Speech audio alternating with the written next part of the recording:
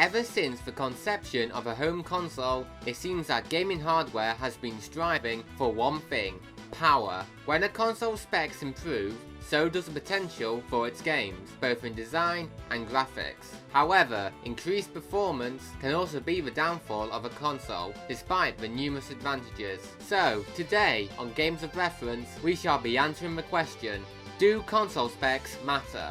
We first need to establish what we mean by console specs, as the way it is used differs in conversation. Any hardware that helps render games on a screen or help with audio can be classed as console specs. This includes RAM, sound cards or chips, graphics cards, and the CPU itself. All of these elements, plus more, help process the different parts for a game, so all are relevant to this topic. Using that as a framework, we can clearly see that better console specs can have a massive impact on games. The obvious is better graphics, as the console can render more on screen at once. In retro consoles and 2D games, this is mainly used to allow for more complex sprites and animations, as well as a larger range of colour. For 3D games, it allows more polygons to be rendered, making more complex shapes. Textures can also be rendered at a higher resolution, which allows for more detail in both environments and characters. More processing power also allows for more calculations to be performed, which is what leads to better graphics, but can also help create more complex AI or more accurate simulations. As well as this, sound quality can also be improved by better specs.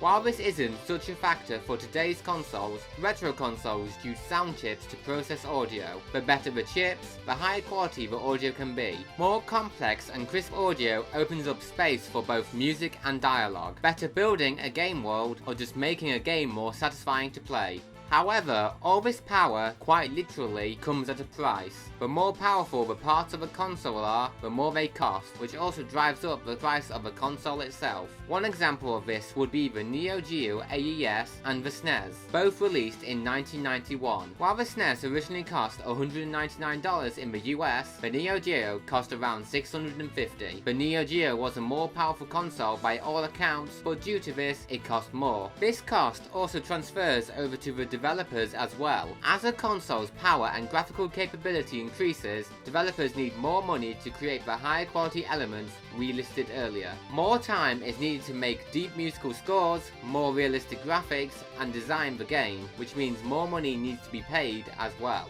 Do console specs matter then? Like most things, the answer is relative. While a console's power can give developers a large array of tools to work with, it can also discourage them from developing for the platform. The increased power may result in a better game for the player, but some feel the increased investment isn't worth the cost. Ultimately, a console's long-term success comes down to the games released on it, and how accessible it is to make games is on the companies making the console.